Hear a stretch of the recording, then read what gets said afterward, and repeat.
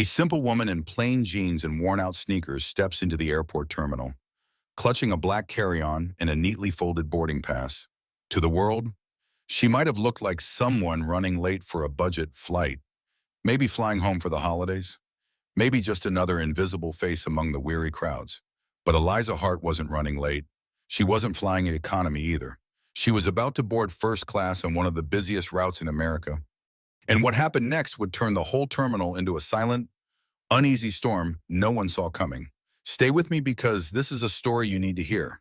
Before we dive in, let me ask comment below and tell us where in the world are you watching from today? And if this story moves you even a little, don't forget to subscribe for more. It was just an ordinary day. Until it wasn't. Eliza maneuvered through the crowd with a calm efficiency. Her steps steady, her shoulders relaxed, her mind already flipping through her upcoming keynote. In just under 24 hours, she'd be standing before a ballroom of investors, policymakers, and journalists speaking not about profits or shares, but about food, dignity, and futures. No high heels, no designer suit, no overstyled hair, just her simple, grounded, deliberate. She had always believed that what you build mattered more than what you wore. But here, in this glossy glass and chrome temple of air travel, appearances whispered louder than any resume. As she neared the first-class line, rolling her bag with one hand and cradling her phone in the other, she barely noticed the man in the navy blazer until he stepped directly into her path. His posture was rigid, trained the shoulders back, chin lifted, a kind of authority that didn't welcome questions. He didn't smile.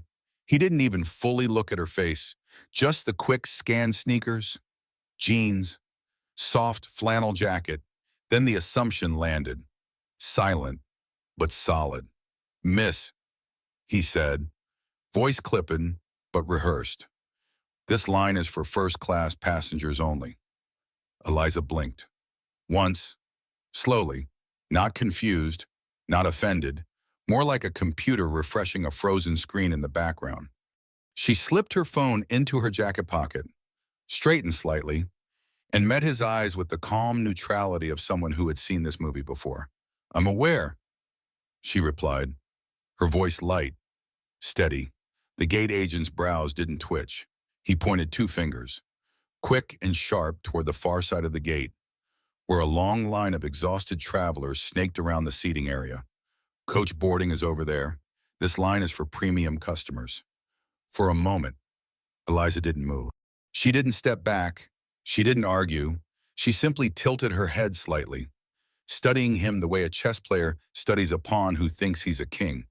"I'm flying first class," she said, with the quiet certainty of someone reciting her own name. That should have been the end of it. Should have, but it wasn't. "Do you have a boarding pass?" he asked, voice still polite but cracking slightly at the edges, like thin ice about to give. Eliza exhaled a small sound, more habit than frustration. She bent down, unzipped the leather pouch attached to her carry-on, and retrieved a clean white envelope. Inside, neatly tucked and triple-checked, was her printed itinerary and boarding pass, Flight 618, direct to San Francisco. Seat 2A. She held it out, steady between two fingers. The man took it without thanking her. His eyes skimmed the page name, seat number, class. His mouth tightened. There it was, the pause, the flicker. The little moment when the brain scrambles to reconcile reality with assumption. "Miss Hart," he said, for the first time acknowledging her name. "Just a moment." "Take your time," Eliza replied, voice smooth like the surface of a still lake. Behind her, a woman in a cream blazer shifted uncomfortably. Someone coughed. A child nearby tapped his sneakers anxiously against the floor. Tension, like a low-grade electrical hum, spread out from where they stood. The gate agent walked away, boarding pass still in hand, toward the check-in counter. He didn't offer an explanation, didn't tell her why her ticket needed a second look. He just moved urgent but controlled, like someone carrying a hot coal he couldn't drop yet. Eliza took a small step back, not because she had to, but because she understood something most people like her eventually learned when the world watched you. Even stillness was a rebellion. She let her arms fall naturally by her sides. She didn't check her phone. She didn't shuffle her feet. She didn't give anyone a reason to think she was anything but exactly where she was supposed to be. The seconds stretched. The sounds around them blurred the metallic ding of boarding announcements, the rhythmic buzz of a coffee machine starting another cycle, the occasional sharp clack of suitcase wheels on tile. Somewhere, in the corner of her vision, she saw a woman elegant, dripping with quiet wealth, lean in to whisper to her husband. The husband looked at Eliza, looked away quickly. And it wasn't pity in his glance. It was something worse, a kind of smug relief that it wasn't him being questioned. Her phone buzzed once in her pocket, a text from her assistant. Already expecting a situation, Eliza ignored it. Timing was everything. 2 minutes later, the gate agent reappeared. His body language had changed. Slightly, not much, enough. His steps were faster. His face had rearranged itself into something closer to professional embarrassment. "Apologies, Miss Hart," he said, offering back her boarding pass with 2 hands. "I'll get you boarded shortly." Eliza took the envelope without a smile. She didn't thank him. Not because she was rude, because thanks should be reserved for real favors, not for being treated like a human being. "Is there a problem?" she asked, voice still gentle, but with an undertone sharp enough to cut glass. "No, no," he stammered, "just, verifying some details." "Of course," she said, her words smooth as silk over barbed wire. Behind the counter, she caught the low hiss of a whisper between two employees, a side glance, a double check that wouldn't have happened to the man in the gray business suit who had breezed through the line 5 minutes earlier. Eliza pulled out her phone, typed one word to her assistant, "Now." The gate agent began scanning the first-class boarding group, his radio chirping at his hip. A call came through. He stepped aside to answer it, one hand pressed tightly to his earpiece. Eliza didn't try to eavesdrop. She didn't need to. She watched. She watched the way his jaw clenched, then loosened, the way his spine stiffened, the way his whole face shifted from mechanical suspicion to brittle panic. When he turned back, he walked directly to her. No more hesitation, no more filters. "Miss Hart," he said, with a voice softer, humbler. "The president of the airline would like to personally apologize for the inconvenience. If there's anything we can do, upgrade your lounge experience, offer additional services." Oh, Eliza smiled, then a small, tight smile, like the glint of a blade catching light. "I already have the upgrade," she said quietly. "What I needed was the acknowledgement." He nodded, face flushing, deep red. His hands shook slightly as he scanned her boarding pass. "Thank you," Eliza said, voice low but resonant. And then, just before stepping forward, she leaned in, just enough for only him to hear. "And when you have a moment," she said, letting each word drop like a stone into still water, "look up the name of the company your airline just signed a 7-year sourcing contract with." She tapped the boarding pass against his fingers lightly. Not angry, not cruel, just certain. Then she turned, heels clicking against the tile, and walked down the jet bridge, alone, calm, unbothered. Behind her, the line that had been fidgeting, whispering, judging, fell into an uneasy, almost reverent silence. Eliza Hart didn't need to shout. She didn't need to threaten. She didn't need to explain herself. She just needed to exist and let the truth of who she was dismantle everything they thought they knew.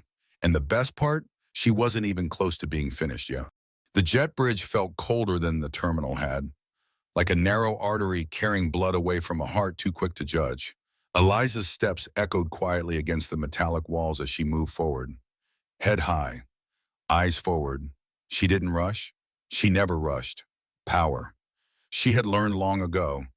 Didn't shout or stumble. It moved quietly, purposefully, like water carving through stone. The buzz of the fluorescent lights overhead was a constant companion, a whisper of manufactured energy trying to catch up with her own. Ahead, The entrance to the plane weighted that bright threshold into yet another microcosm of silent assumptions. At the door, a flight attendant with a perfect blonde bob and lips painted a shade too bold for morning shifts smiled tightly as Eliza approached. Her name tag, polished to a mirror sheen, read Melinda. "Welcome aboard, ma'am," she said, voice a touch too slow, as if calibrating on the fly, recalibrating who Eliza might be. Eliza offered a wide, genuine smile, a smile that didn't need polishing, and replied, "Thanks, I'm in 2A." Melinda nodded, stepping aside with a practiced gesture toward the first row, leather seats. Plenty of space. Right this way. Eliza tucked her coat over her arm, rolled her bag down the short aisle, and slid into her seat by the window. She placed her carry-on neatly at her feet, settled into the buttery leather, and let out a breath that wasn't quite relief. It was preparation, the kind of breath you take before a dive you know you have to make clean, because hesitation would hurt more than impact. The plane was still boarding, a slow, trickling parade of passengers dragging their complicated lives behind them in rolling suitcases. Eliza kept her hands calm in her lap, her posture relaxed but unreadable. She flipped open the in-flight magazine without really looking at it, letting her eyes skim headlines she wouldn't remember, her mind already turning over the final points of her speech. Across the aisle, the seat beside her remained empty for now, but she could feel the small ripples of attention from the flight crew. Those quick glances loaded with silent questions. Who was she? Was she lost? Was she an assistant delivering something to a real first-class passenger?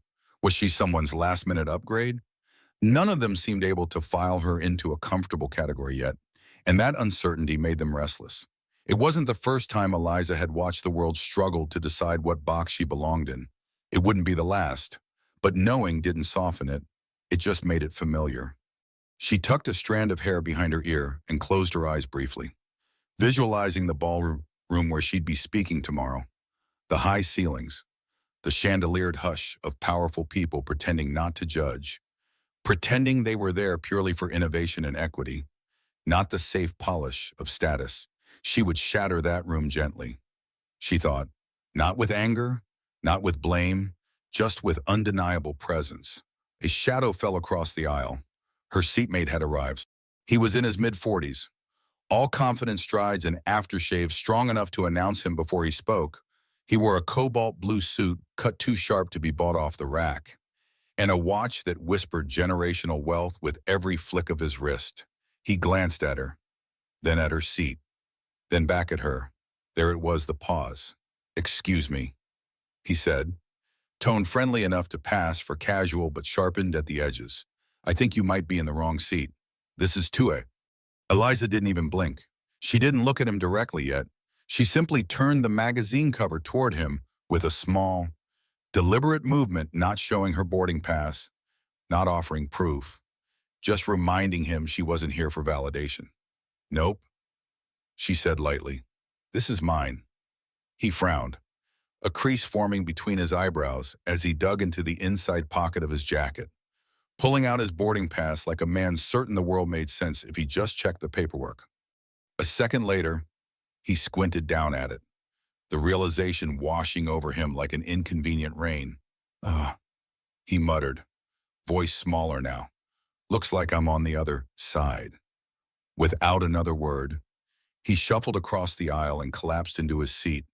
A little less sure of himself, Eliza returned to her magazine, eyes tracing the same sentence again and again without absorbing a word.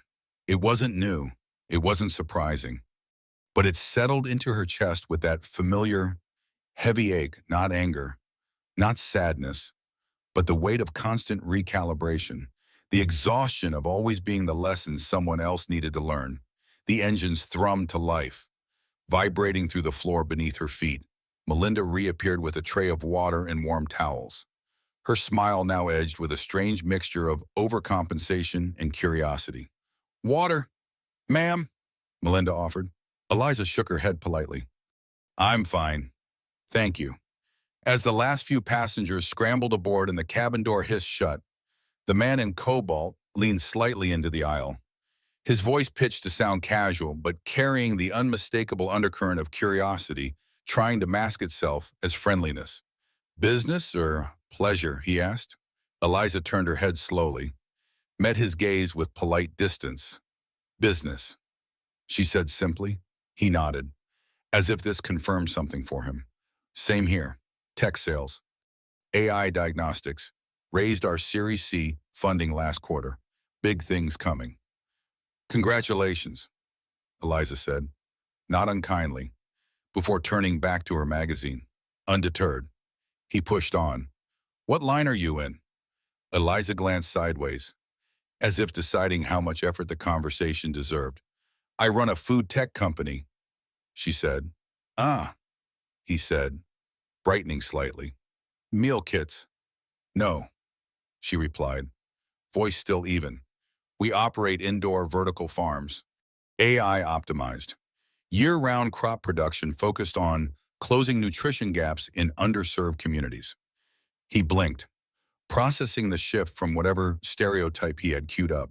"That's impressive," he said finally, the gears clearly grinding behind his eyes. "What's it called?" "Monroe Harvest," Eliza said. The name hit him like a ripple through still water. His jaw slackened a fraction. "Wait," he said, leaning back as if seeing her for the first time. "Monroe Harvest. That's you," Eliza smiled. But it wasn't for him. It was for every invisible hand she'd ever lifted into visibility. "That's me." He sat there a moment, recalibrating everything he thought he knew about who should be sitting in 2A, about who should be speaking at conferences, about who could build a movement out of soil, data, and willpower. "I read about the Detroit project," he said quickly, trying to stitch himself to relevance. "The hydro towers in the abandoned lot. Genius model." Eliza nodded once, accepting the compliment but not extending the conversation. A hum filled the cabin as the plane taxied toward the runway. Outside, the world blurred into motion. A sweep of concrete and fences dissolving into distance. Cobalt's suit shifted again, his voice a shade softer now. "You're breaking a lot of molds," he said, like it was a revelation. Eliza turned fully toward him then, her eyes calm, steady. "Is that supposed to be a compliment?" she asked. Voice dipped in velvet and steel. He laughed awkwardly, the sound brittle in the close air. "Just saying, you don't exactly look like most CEOs. Her smile was cool, unbothered. "That's funny," she said, "because I look exactly like this one." The engines roared louder, the plane lifting into the sky, carving a clean line through clouds thick with assumption. Eliza leaned back against her seat, closed her eyes, and let the hum of ascent fill her. She wasn't here to fit, she was here to fly. The plane leveled out above the clouds, the early morning sun slicing cleanly through the tiny windows, painting long stripes of gold across the cabin walls. Eliza opened her eyes slowly, adjusting to the light, to the gentle press of altitude, to the low murmur of the world still trying to box her into something smaller than what she was. She shifted slightly in her seat, stretching her legs, letting her gaze drift over the rows of neat leather seats. The overhead bins closed like secrets too tightly packed. Across the aisle, Cobalt's suit had given up on conversation, flipping open his laptop, tapping briskly at keys with a tension that betrayed unfinished thoughts. Let him wonder, she thought. Let him sit in the discomfort of his own limited imagination. Eliza pulled out her tablet, sliding it from the pocket of her carry-on, and opened her notes for the summit. Lines of text greeted her: statistics, policy proposals, stories from communities most of the people she would be speaking to had never set foot in, stories that didn't fit neatly into PowerPoint slides or mission statements. She tapped through the pages absently, her mind already spinning variations of her speech, tightening phrasing, sharpening impact. She needed it sharp. Not angry, not pleading, just undeniable. The flight attendants moved through the aisles with coffee and clipped smiles. A middle-aged man across the way requested a scotch at 9:15 in the morning, and no one blinked. Eliza asked for water and a lemon wedge. And when it arrived, she wrapped her fingers around the cold glass with quiet gratitude. Small things grounded her. The weight of the glass, the low thrum of the engines, the steady, unbroken presence of herself. A soft ping echoed through the cabin as the captain came over the speaker, his voice warm, practiced, anonymous. Ladies and gentlemen, we're cruising comfortably at 36,000 feet. Weather en route looks clear. Expected arrival into San Francisco is right on schedule. Approximately 2 hours and 45 minutes from now. Sit back, relax, and enjoy the flight. Sit back, relax. Two things Eliza rarely allowed herself the luxury of. Not because she didn't want to, but because vigilance had long ago braided itself into her bones. She sipped her water and glanced out the window. A vast, endless sea of clouds stretched beneath them, soft and deceptive, beautiful from above, brutal if you fell. A quiet vibration in her jacket pocket, her personal phone. She pulled it out carefully, shielding the screen from curious glances. Naya Assistant 600K views. Media reaching out for comment. City Pulse already ran a clip. Heads up. Eliza's fingers hovered above the screen. She locked the phone without replying. She had anticipated this, prepared for it.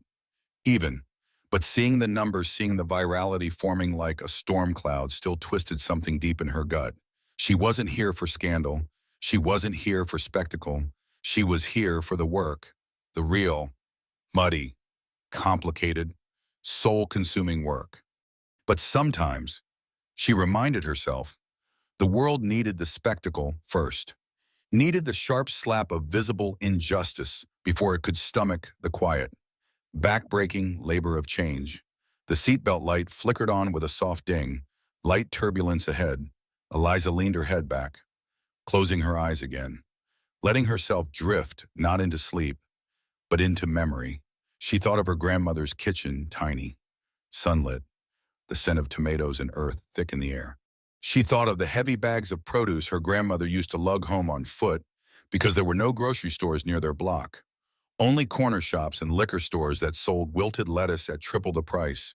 She thought of the summer afternoons planting seeds in coffee cans, watching miracles unfold in windowsills. Survival.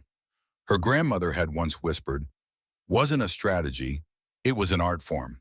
That memory was why she was here. That was why none of the whispers in the terminal, none of the sideways glances in the cabin, none of the viral clips would break her stride, because her roots ran deeper than their doubt.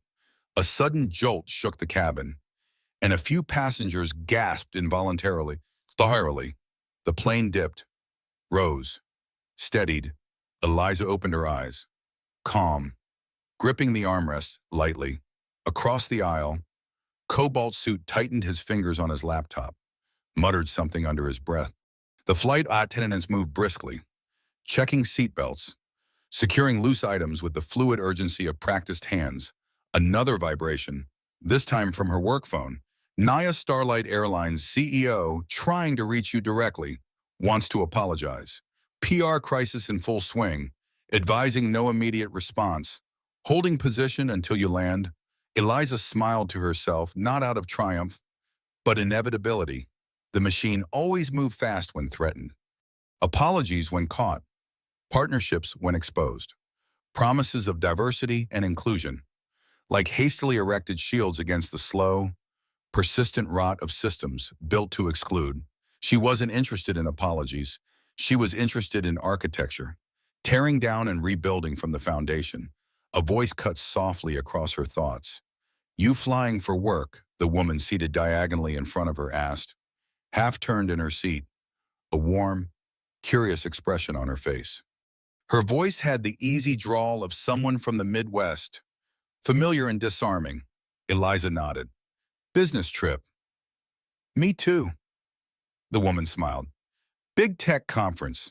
You speaking or attending speaking? Eliza said simply. The woman's eyebrows lifted slightly. Impressed. Nice. About what? Eliza paused just a fraction of a second longer than necessary, choosing her words carefully. Food systems, she said, Innovation and equity. The woman's smile widened. Sounds important. It is, Eliza said, more than most people realize. The woman nodded thoughtfully, as if filing that away for later reflection. Then she turned back in her seat without asking for her credentials, her degrees, her right to belong here. Just a simple exchange, no test to pass, no performance to give. It felt almost strange. The flight continued, minutes slipping by in the careful choreography of mid-air transit. Flight attendants offered snack baskets, neatly wrapped packages of almonds and dried fruit and artisanal crackers, and Eliza accepted a small packet of trail mix. Tucking it into the pocket of her seat for later, she wasn't hungry yet. She was waiting, building. At one point, she glanced up and caught the reflection of herself in the darkened plastic of the window.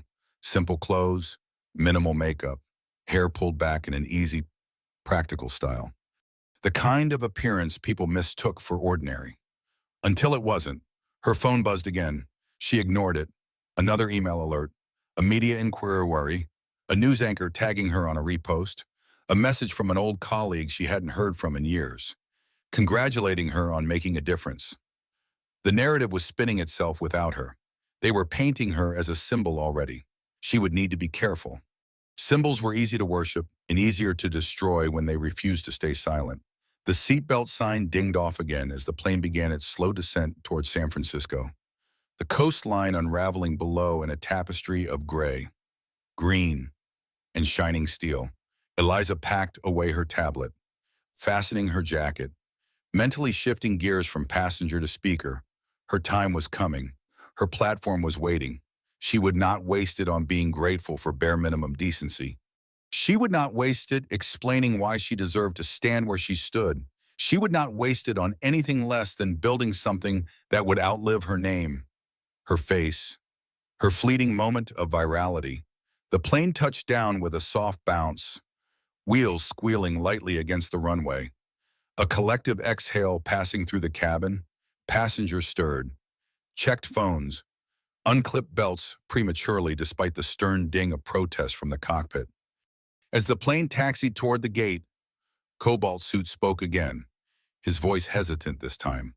"Good luck with your speech," he said, not meeting her eyes. Eliza smiled politely, nodding once. "Thank you," she said, "but luck has nothing to do with it." When the door opened and the jet bridge connected with a hiss and a clang, she gathered her things slowly, deliberately. She didn't race to be first off the plane. She didn't need to. She stepped into the aisle, stood tall, and walked forward past Cobalt Suit, past the still curious flight crew, past the neatly dressed crowd that had spent an entire flight recalibrating what someone like her could be. Each step was a quiet declaration. I belong here. I built this space with my hands, my mind, my will. And tomorrow, they would hear her voice whether they were ready or not. The hotel lobby was a cavern of marble and polished wood, buzzing with the low hum of expensive conversations and the rustle of carefully chosen fabrics. Eliza stepped through the revolving doors, pulling her carry-on behind her with one hand, her jacket folded over her arm. The bellhops barely glanced at her, their attention magnetized instead by a group of men in tailored suits clustered near the concierge desk. It didn't matter. She preferred it that way, to move unseen, to be mistaken for less, until it was too late for anyone to adjust their masks. At the front desk, a woman in a navy blazer looked up from her computer and offered a professional smile, the kind calibrated by years of customer service training. "Good afternoon. Checking in. Eliza Hart," she said, sliding her ID and credit card across the desk. The woman's fingers paused ever so slightly over the keyboard. Not enough for anyone less observant to notice, but Eliza noticed. The faint widening of the eyes, the tiny intake of breath, the way posture sharpened the moment the name registered. She didn't need to look around to know that somewhere in the hotel's conference rooms, her name was already printed on glossy brochures and digital schedules. It was always like this, a whisper of surprise before the scramble to reframe. "Of course, Miss Hart," the woman said, voice quickening with a new almost reverent politeness. Welcome to the stage, Regis. We have you in the presidential suite. Your keynote session is scheduled for 10:30 a.m. tomorrow. Is there anything else we can prepare for you? No, thank you, Eliza said, tucking her cards back into her wallet. Just the key. A bellhop appeared at her side as if conjured by her words. Eager to carry her bag, she declined with a nod, preferring to handle it herself. Another small rebellion in a lifetime of quiet rebellions. She followed the carpeted path to the elevator banks, her sneakers silent against the plush floor, her reflection trailing her in the mirrored walls. The suite was excessive. As expected, a sweeping view of the city stretching beyond floor-to-ceiling windows. Furniture too sleek to touch comfortably. A king-size bed that could have swallowed her whole. Eliza set her bag down by the closet, walked once around the space, and then stood still, hands in her pockets, surveying it like a battlefield yet to be drawn. She checked her phone, 2 missed calls from Starlight Air's CEO, a barrage of media requests, a polite but urgent text from Naya Press is waiting, ignore until after speech. Focus. She smiled faintly at that. Nia always knew when she needed the reminder, even if she never asked for it. Eliza rolled her shoulders back. Walking over to the writing desk, she pulled out her notes again, not because she needed them memorized, but because the ritual mattered. The touch of paper, the weight of preparation. She refined a few phrases. Circling sections with a borrowed hotel pen, she changed one verb, deleted a filler sentence. She sharpened the blade she would carry onto the stage tomorrow. As dusk slid down the windows, San Francisco lighting itself up in quiet glitter, her stomach finally reminded her it existed. She ordered a simple room service meal, a grilled fish, roasted vegetables, black coffee, and ate in silence, watching headlights crawl like silver ants across the Bay Bridge. When she was finished, she didn't scroll social media. She didn't check headlines. She turned off her phone completely, setting it face down on the desk like a soldier putting away a weapon. Some battles were fought best without distraction.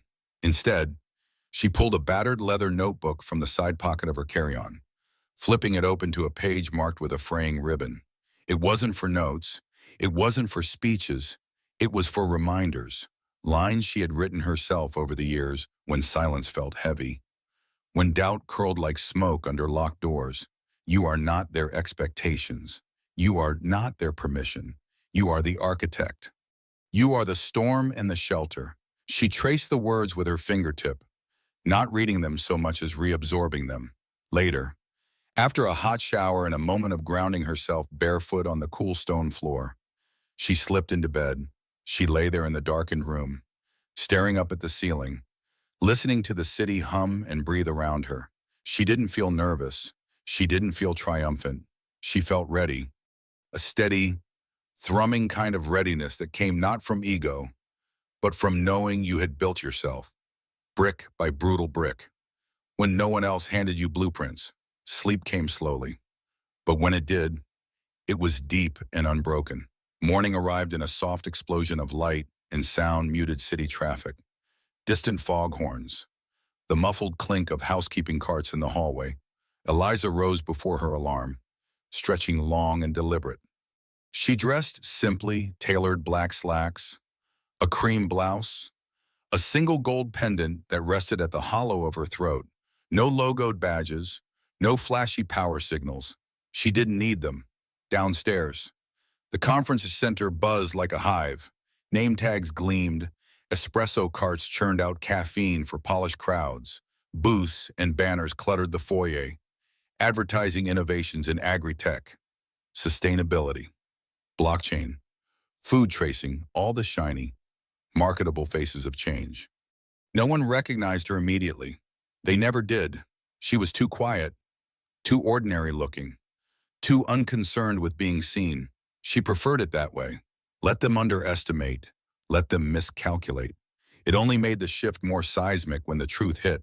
Nia spotted her first, weaving through the crowd with the sleek urgency of someone who knew exactly how much chaos buzzed just beneath the surface. They moved your time up by 15 minutes, Nia said as she reached her. You're trending higher than half the panelists combined. They want to capitalize on it. Eliza raised an eyebrow but said nothing. She didn't need to. She had predicted this. Naya handed her a slim earpiece. You're on after Secretary Dalton. They're introducing you as a leading force in equitable innovation. Their words, not ours. Eliza smirked faintly. I'll try to live up to the marketing. Naya squeezed her shoulder lightly, a brief flash of shared understanding passing between them. They waited behind the stage curtain, the room beyond swelling with bodies suited investors, crisp policymakers, journalists with sharp eyes and quicker pens. Through a narrow gap in the curtains, Eliza could see the end of Secretary Dalton's speech, polished, safe, uplifting in a way that promised everything and committed to nothing. When he finished, the applause rose politely. Predictably, the event coordinator, a woman in a headset and flats, hustled over. You ready? She whispered. Eliza nodded once. As the applause died, the announcer took the stage, voice booming through hidden speakers. Please welcome our next speaker, founder and CEO of Monroe Harvest, innovator in sustainable urban agriculture, and advocate for food equity nationwide, Eliza Hart. The curtains parted, and Eliza stepped into the light. She didn't hurry, she didn't wave, she walked steadily, heels clicking once against the polished stage, posture loose but commanding. The room stilled slightly, a subtle recalibration passing through the crowd as they registered her presence. Not what they expected. Better. She reached the podium, adjusted the microphone, and let the silence settle before she spoke. Good morning, she began, her voice low but carrying easily. No slides, no flashy intro video, just her. I want to start by telling you about a mistake. A murmur, a shifting of weight, interest, prickling at the edge of it. Yesterday morning, I arrived at JFK Airport with a first-class ticket and a keynote address to give. But before anyone checked my name, or my credentials, or even my destination, they checked something else, the surface. She let the pause breathe, the tension stretching delicately between her and them. I didn't look like the person they expected to see in that line. Another ripple through the room. No need to say more. They already knew. And if that story ended there, she continued, it would be simple, a misunderstanding, a blip. She stepped slightly away from the podium, pacing slowly, owning the stage. But it doesn't end there, because assumptions like that don't just delay boarding passes. They delay opportunity, they delay equity, they delay futures. The crowd was fully with her now, the polite mask of conference civility falling away, replaced by something sharper, hungrier, ashamed and hopeful all at once. Eliza smiled small, fierce, a flicker of stormlight. And the reason I'm standing here today is simple, she said, because food deserts don't end when you ignore them, because nutrition gaps don't shrink when you hope they will, because systemic barriers don't crumble politely. They need to be dismantled, intentionally, relentlessly. The applause started hesitant at first, then swelling into something full-bodied and real. She hadn't needed a viral clip to prove she belonged here. She had built her own runway, and now she was taking flight. The applause rolled over her like a slow-building wave, steady and honest. Not the hollow clatter of obligation, but the raw sound of people recognizing something too true to ignore. Eliza stood at the center of the stage, letting it crest and then ebb naturally, not milking it, not dismissing it. When she spoke again, her voice cut clean through the fading noise, low and certain. We have a chance, she said, locking eyes with pockets of the crowd, to build systems that don't just look good on paper, but nourish real lives in real places. But we cannot do it with yesterday's assumptions. We cannot do it by waiting for permission to see each other fully. A few heads nodded, deliberate and slow, like they were digesting more than words, like they were digesting themselves. Eliza closed her speech without grand gestures or orchestrated emotion. Just a simple promise, delivered like a contract signed in full view. Change doesn't come from the centers of power alone. It comes from every space where someone decides to act differently than expected. Thank you. She stepped back, letting the applause rise again, but this time she didn't linger to soak it in. She turned, walked off stage with the same steady stride she had walked down the jet bridge with yesterday, the same stride she'd always carried through doors that were supposed to be closed to her. Backstage, the air was thick with the kinetic buzz of people recalibrating their assumptions. A few event staff members offered hurried congratulations, hands outstretched like they were touching something lucky.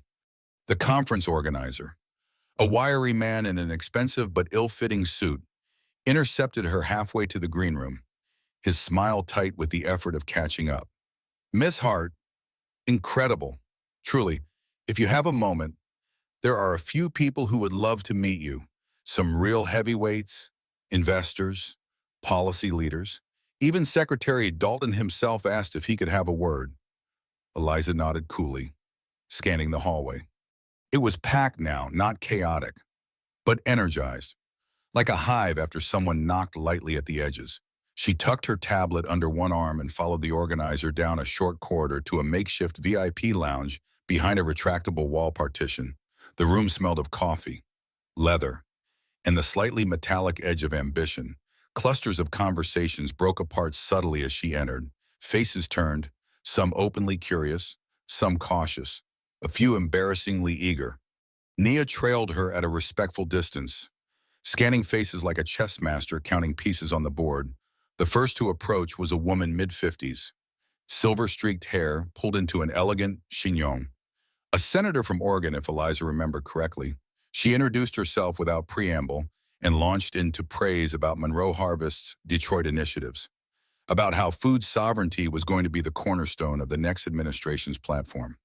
Her words were polished, strategic, not empty, but not exactly full either. Eliza responded politely, paring the conversation into safer, more general ground. She had learned to measure these moments by what wasn't said just as much as what was. Promises too quickly offered were rarely meant to be kept. One by one, the power players came an executive from a global grocery chain talking about supply chain partnerships, a venture capitalist dropping hints about Series D funding with a side order of public image campaigns, a think tank director suggesting op-eds and board seats. Each conversation a delicate dance of mutual interest dressed up as altruism. And through it all, Eliza smiled, listened, filed names and intentions away in neat, ruthless mental folders. Half an hour in, as the second latte cart of the day wheeled into the lounge, a man in a dark gray suit approached not with the smooth confidence of a lobbyist, but with something tighter, tenser. Gerald Green, CEO of Starlight Airlines, the same airline that had stalled her boarding pass, the same airline now chasing a redemption arc. He waited until the senator and a tech founder peeled away before stepping close enough for a private conversation. Miss Hart, he said, voice pitched low, deferential. I'm Gerald Green. Thank you for allowing me a moment. Eliza inclined her head slightly, letting him proceed. I owe you an apology, he said. A formal one? What happened at JFK was unacceptable, not just as a service failure, but as a reflection of systemic bias we are committed to dismantling. He paused, searching her face for a crack, a sign that he could move to step 2 of the apology playbook. She gave him none. We've initiated an internal review, he continued, voice gaining steam. We've terminated the employee involved and launched a full retraining protocol across all customer-facing teams. But I'd like to go further. Eliza arched an eyebrow, not cold, but unreadable. I'd like to propose a partnership between Starlight Airlines and Monroe Harvest, Green said, choosing each word with lawyerly precision. Not just on food sourcing, though your farm's capacity could redefine in-flight sustainability, but on leadership training, equity workshops designed by those who've experienced the gaps firsthand, led by you. Behind him, Nia watched like a hawk, reading the subtext that buzzed under his neatly framed offer. Eliza let the moment stretch, feeling the weight of it. An apology was easy, a check was easier, but structural change. That was rare currency. And what authority, she asked finally, voice calm, would Monroe Harvest have in shaping those systems? Green didn't flinch. To his credit, full advisory control, he said. Direct reporting line to the board, transparent metrics, public benchmarks. And if you miss those benchmarks, Eliza asked, public accountability, he said, independent audits. There was sincerity there, or at least enough of it to build something useful atop. She considered him for another long beat.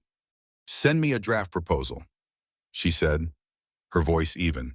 And understand this, I don't do optics. If you want real reform, it will get uncomfortable. I understand, he said, and for the first time, it seemed he might actually mean it. He stepped back, giving a slight nod of respect before disappearing into the crowd again, leaving Eliza standing at the edge of the shifting currents of power. Nia stepped up beside her, lowering her voice. They're all recalculating, she murmured, trying to figure out how close they need to get to you without admitting they were on the wrong side yesterday. Eliza smiled, small and sharp. Let them calculate, she said. Let them come. The day unfolded in a series of carefully curated panels, breakouts, and photo ops. Eliza played the long game, choosing which interviews to grant, which invitations to decline. She wasn't here to be a fleeting story. She was here to be a turning point. By the time the sun dipped low and the final networking reception began on the rooftop terrace, she had quietly secured meetings with 3 major foundations, fielded early partnership overtures from 2 government initiatives, and watched the story of her keynote rise into the trending charts on 3 different social media platforms.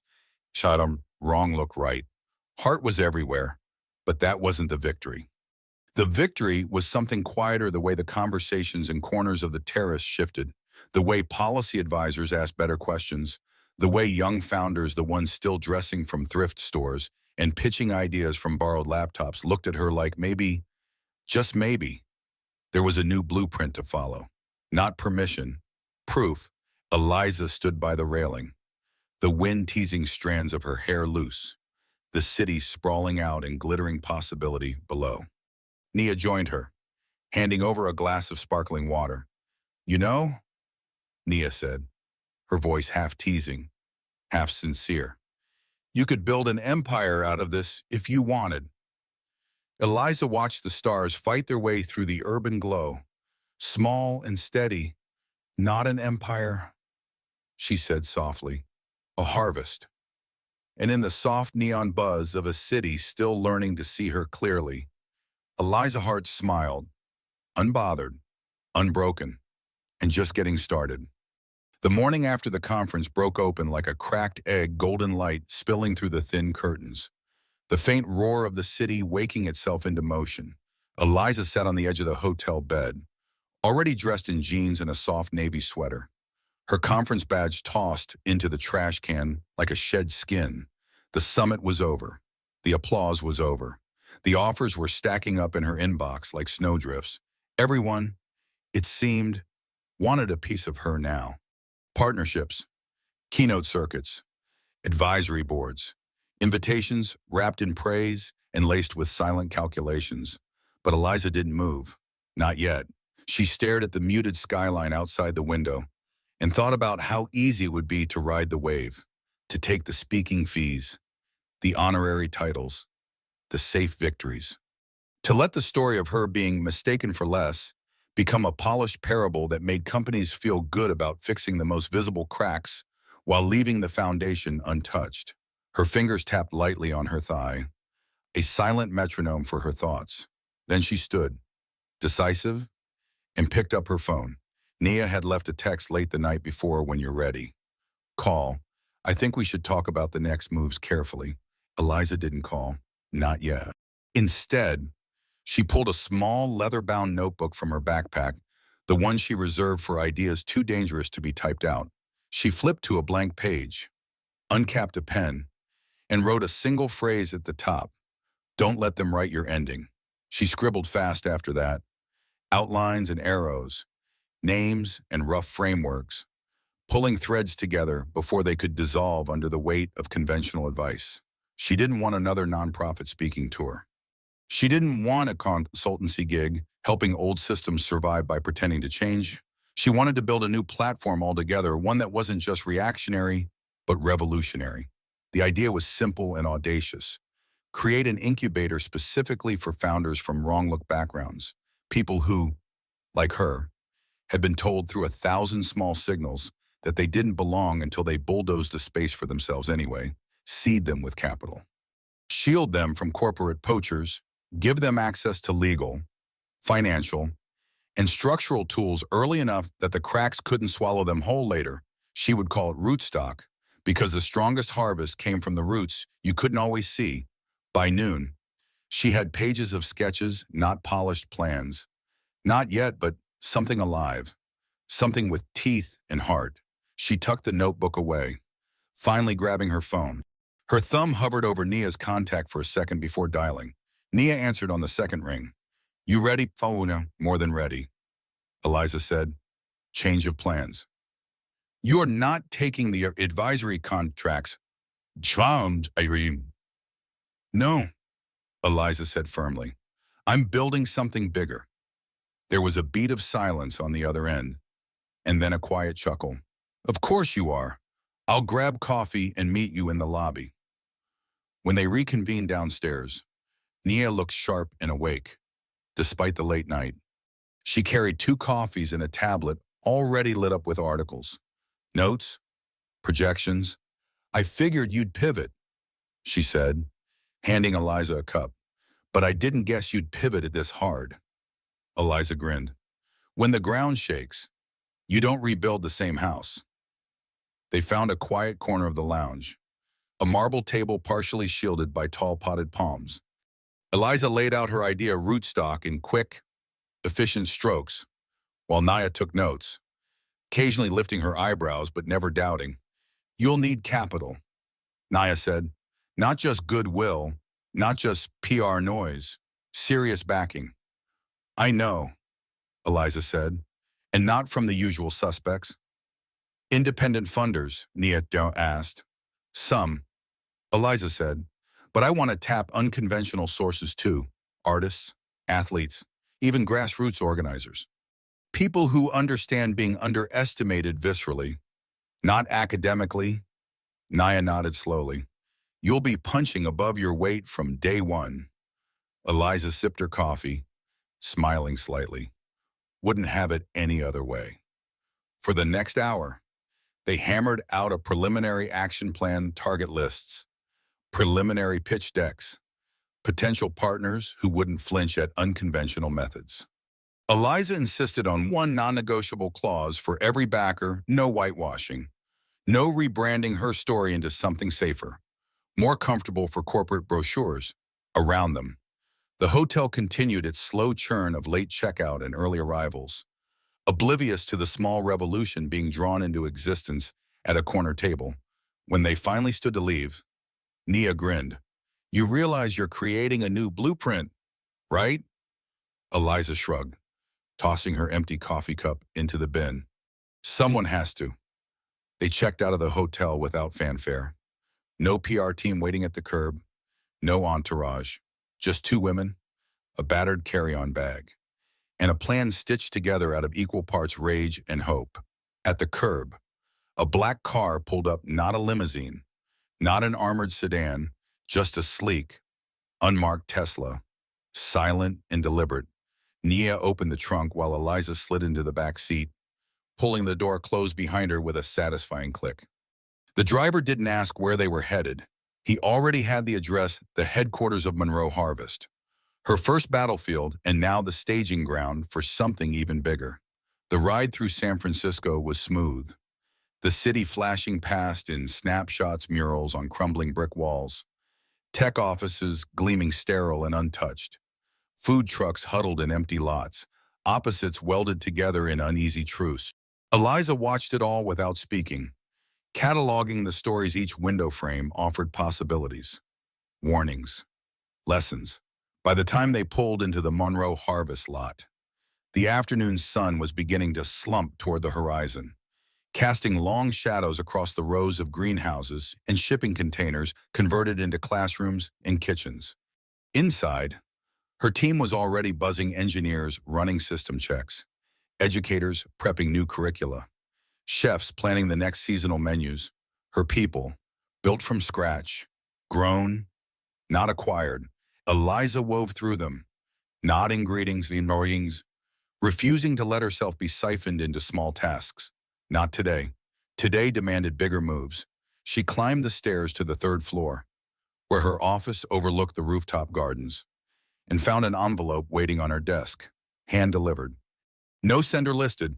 She hesitated for a fraction of a heartbeat, old instincts from earlier battles whispering caution, then slid it open with a practiced motion, inside a single sheet of heavy paper, and a message written in a sharp, confident hand.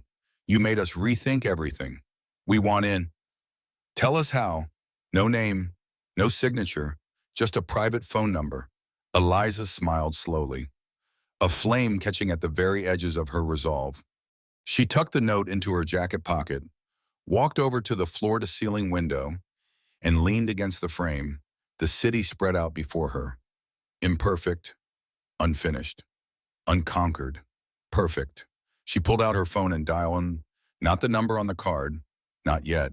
Instead, she called Nia. Clear your schedule, she said when her assistant answered. For how long? Nia asked, already knowing the answer. Eliza smiled into the evening air. As long as it takes. The next weeks unfolded like a thunderstorm, gathering strength slow at first, almost imperceptible, then building with a momentum no one could ignore. Eliza barely slept, barely sat still. Monroe Harvest headquarters transformed overnight from a calm urban farm campus into a buzzing war room for Rootstock's launch. Desks shifted, whiteboards filled. Conference calls overlapped until the glass-walled meeting rooms pulsed with overlapping conversations, strategies, and promises. Nia moved through it all with the sharpness of someone preparing for battle, coordinating schedules, fielding calls, vetting potential partners. By the second week, Eliza's proposal deck had made it into the hands of people she had once only dreamed of collaborating with, and not because she'd begged, because they had started chasing her. Some came out of genuine belief in her vision. Others came smelling opportunity, sensing a trend they could leverage before it cooled. Eliza knew the difference, could see it in the way they framed their questions, some curious, some calculating. Her job, she reminded herself, was not to convince the wrong people. It was to recognize the right ones fast enough to outpace the system's attempts to consume her work and regurgitate it into something harmless. By the third week, the meetings had evolved into negotiations. One afternoon, standing in a bright upstairs conference room filled with the smell of fresh basil and marker ink, Eliza laid it out flat to a room of interested funders. This isn't charity, she said, her voice even, uncompromising. This is strategy. If you're here because you want a line item on your diversity report, walk out now. If you're here because you understand that dismantling structural bias creates more innovation, stronger communities, and a future your companies can survive in, stay, and get ready to be uncomfortable. No one walked out. A few shifted in their seats, but no one left. Progress. The first serious commitment came from an unlikely ally, a retired NBA star who had grown up in a food desert himself and knew better than most how invisible barriers could become permanent ceilings. His foundation pledged the first $1 million. No strings attached, no public relations stipulations, just belief. After that, the dominoes fell faster. Rootstock took shape in the spaces where most venture funds never looked: abandoned warehouses, empty libraries, overgrown schoolyards, and neighborhoods where startups were a fantasy. Eliza bought the spaces quietly, through a shell organization designed to keep speculators from catching wind. She didn't want a media circus. She wanted soil, real or metaphorical, ready to be turned. And yet, even as momentum built, the resistance began to rise too, like mold blooming in unseen corners. The first sign was subtle emails that never arrived, meetings suddenly rescheduled without explanation.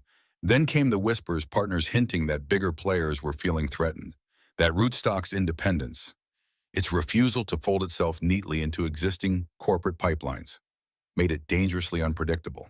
But Eliza wasn't surprised. She knew the rules. You could be celebrated for challenging the system only as long as you didn't actually threaten to replace it. One evening, after a 14-hour day of back-to-back strategy sessions, Eliza and Nia sat in the dim conference room long after the building had emptied out. The city glittered beyond the windows. Uncaring, Nia pushed a folder across the table. "You need to see this," she said quietly. Inside were copies of internal memos, discreetly forwarded from a sympathetic contact inside one of the largest venture capital firms in the country. The language was careful, sanitized concerns about governance, risk of alienating established partners, recommend exploring alternative narratives. Translation rootstock was a threat, and they were already brainstorming how to co-opt, dilute, or quietly bury it. Eliza leaned back in her chair, staring up at the ceiling, counting the seconds between her heartbeats to keep her anger sharp, not blinding. "We expected this," she said finally. Nia nodded. "Yeah, but they're moving faster than we thought. If they get enough allies behind the scenes, they could box us out of future funding channels, blacklist partner organizations, even run whisper campaigns to discredit Monroe Harvest." Eliza absorbed the words, weighing them. She knew fear was what they were banking on, a silent retreat in exchange for survival. "They can try," she said, voice low but steady, "but they don't know the ground we're growing from." The next morning, Eliza called an emergency meeting with her core team in a glass-walled room overlooking the rooftop gardens. She laid out the new reality, not just the opportunity, but the fight it had unleashed. She didn't sugarcoat it. "They will not stop at competing with us," she said. "They will try to erase us before we grow too strong to uproot." Her team listened in silence, the gravity settling over them like a second skin. "So," she continued, "we double down. We move faster. We go louder, not for noise, but for clarity. We build alliances that can't be easily broken, and we don't wait for them to come for us quietly. We call them out first." That day, Monroe Harvest PR team sent out a carefully crafted open letter to major media outlets, a manifesto, not just an announcement. It outlined Rootstock's founding principles, named the barriers it was designed to dismantle, and challenged others to publicly commit or publicly reveal where they stood by their silence. The response was instant, chaotic, and beautiful.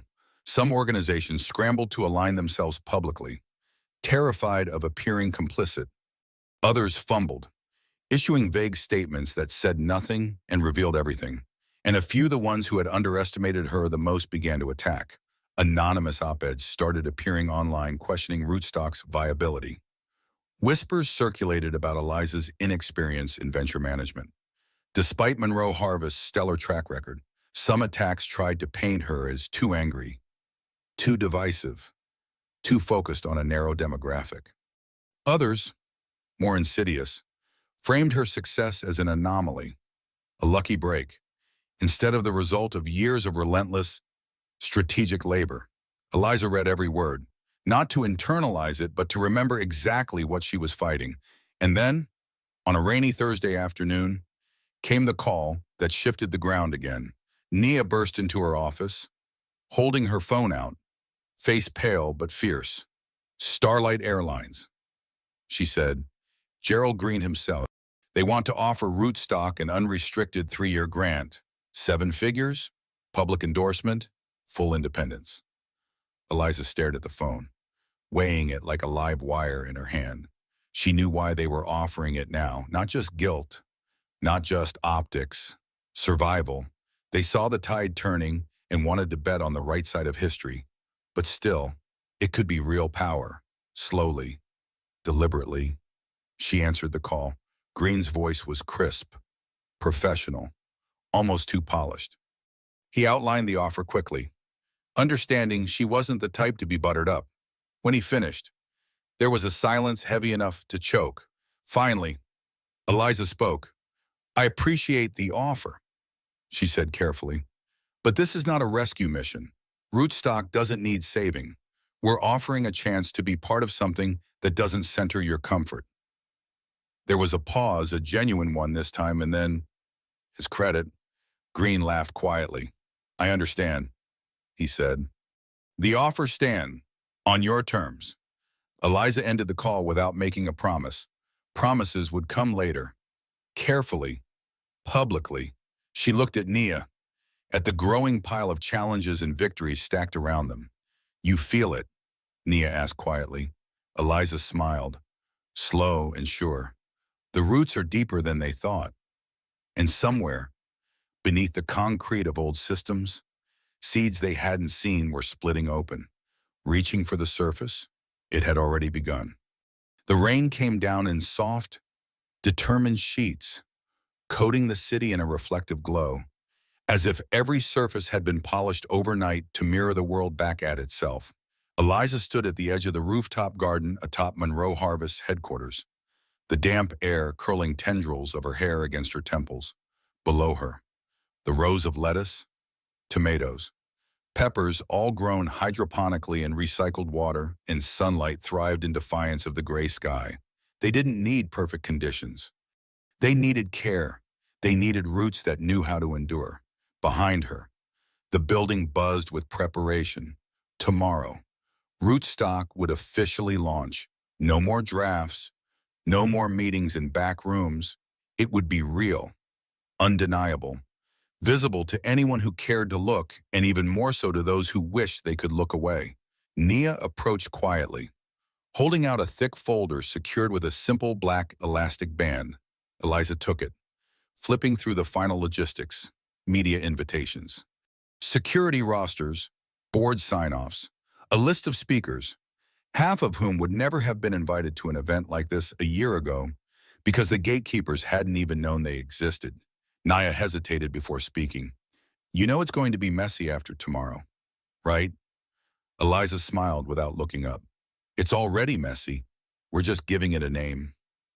Some of the sponsors are still nervous, Nia said carefully. They're excited, but not all of them are built for the kind of heat Rootstock's going to attract. Then they'll have to toughen up, Eliza said simply, or fall away.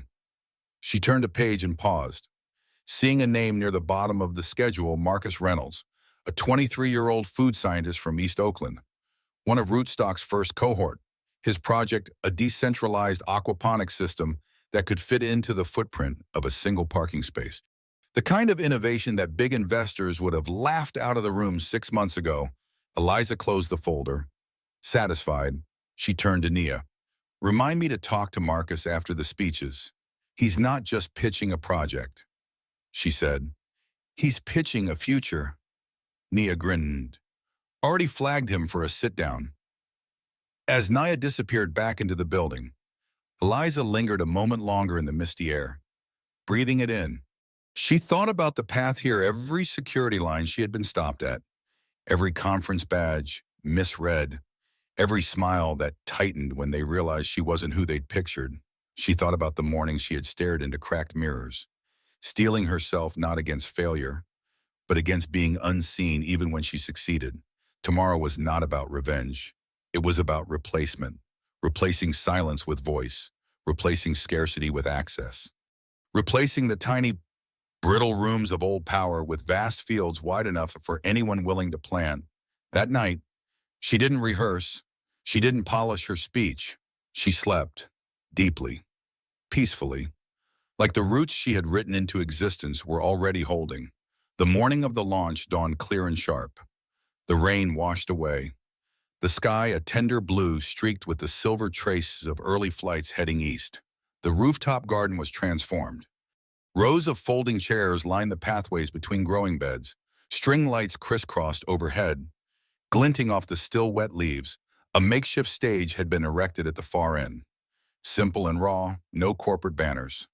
No velvet ropes, just a microphone, a wooden podium carved from reclaimed lumber, and a crowd that was already swelling beyond what the planners had anticipated. They came from everywhere, some in suits, still clinging to old codes, some in hoodies and sneakers, eyes wide, not sure if they belonged until they realized everyone belonged here. Press crews hovered at the edges. Neighborhood families stood shoulder to shoulder with tech developers. Farmers from Mississippi chatted with chefs from Brooklyn. The hum of expectation vibrated under the bright morning air.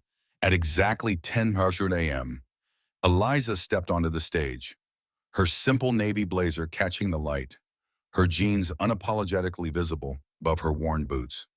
She adjusted the microphone, let the crowd settle into silence, and began without preamble. 3 years ago, she said, Monroe Harvest started with a question. What happens when we stop waiting for systems to change and start building new ones ourselves? Murmurs of recognition rippled through the audience. Today, she continued, we're planting something bigger. Rootstock isn't just a fund. It isn't just an incubator. It's a declaration. She paused, letting her gaze move deliberately across the crowd. A declaration that innovation doesn't belong to the few who were born into the right zip codes. That genius isn't something that wears a uniform or carries a pedigree. That real change grows from the places we were taught to overlook. She leaned slightly forward, lowering her voice so the crowd had to lean in with her. And if that makes some people uncomfortable, good, growth should be uncomfortable. A small cheer broke out. Uncoached, raw, she smiled, but it was the fierce smile of someone who had waited a lifetime to say these things, so without softening the edges for anyone else's comfort. We are here because we refuse to let anyone tell us we don't belong in the first-class line, she said, voice rising slightly. We refuse to wait for invitations to tables we can build ourselves. We are not asking for permission anymore. We are claiming space. Becky, the applause this time was loud, unrestrained. She waited for it to crest, then finished. Rootstock is ours, not a trend, not a PR campaign. Ours, and it's just getting started. The final wave of cheers carried out into the city, bouncing off rooftops and concrete and glass. When Eliza stepped down from the podium, people surged forward, some to congratulate, some to pitch ideas, some just to say thank you. She made her way carefully through them, stopping often, listening more than she spoke. She found Marcus standing near the tomato beds, clutching a portfolio so tightly his knuckles had gone white. His wide brown eyes tracked her movement. Torn between awe and terror, Eliza approached him slowly, a smile tugging at her lips. You ready? She asked. He nodded too fast. Let's hear it, she said, steering him to a quieter corner.